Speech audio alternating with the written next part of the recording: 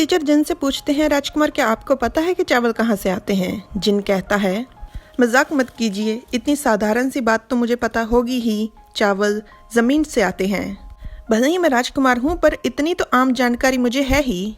Teacher बेहद खुश होकर कहते हैं, बिल्कुल सही कहा आपने, आखिर आप हमारे देश का भविष्य है। आप इतनी छोटी उम्र में ही देखिए किसानी के बारे में कितना कुछ जानते हैं। दूसरे राजकुमार ने भी तो यही उत्तर दिया था पर उसको तो इतनी तारीफ नहीं मिली। टीचर और कोई सवाल नहीं पूछते तो राजकुमार खुद से कहता है, चावल को बोया जाता है। लोग चावल को जमीन में बोते हैं जिस कारण चावल उगते हैं। अगर सिर्फ यहाँ पर जमीन होगी, लोग नहीं होंगे जो चावल उगाते हैं, तो चावल कहीं से नहीं आने वाले। खाना घास की तरह कहीं भी खुद से नहीं उग जाता। खाना उगाने के लिए मौसम सही होना चाहिए, जमीन उपजाऊ होनी चाहिए और सबसे बड़ी बात, मेहनत करने वाले लोग होने चाहिए। पर सरकारी चीजें बहुत ही भ्रष्ट हो चुकी हैं जिस कारण लोगों को उनकी मेहनत की सही कीमत नहीं मिल पाती। और अगर ऐसा ही चलता रहा तो लोग ज्यादा समय तक इस तरह से गुजारा नहीं कर पाएंगे।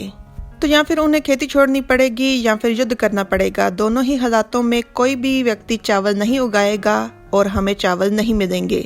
साधारण शब्दों में कहूँ, अगर हमें चावल खाने हैं तो किसी न किसी को खेतों में सख्त मेहनत करनी पड़ेगी। टीचर वहीं अपनी जगह पर सुन्न होकर राजकुमार की तरफ देखे जा रहे थे तो राजकुमार उन्हें पुकार कर कहता है, टीचर। टीचर वहां से घूमकर जाते हुए कहते हैं, आज के लिए इतना काफी है।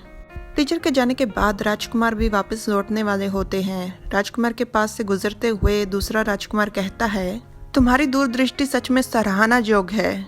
सच में आज जो कुछ भी तुमने क्लास में कहा वो सब कुछ बहुत ही ज्ञान की बातें थी। दूसरे राजकुमार ने बिल्कुल सही कहा। वो बात अलग है कि टीचर ने राजकुमार की कोई तारीफ नहीं की, पर शायद दूसरे राजकुमार की भी टीचर ने उसी उत्तर पर तारीफ नहीं की जो पहले राजकुमार ने दिया था। तो शायद इसीलिए दूसरे राजकुमार ने चौथे राजकुमार की तारीफ की।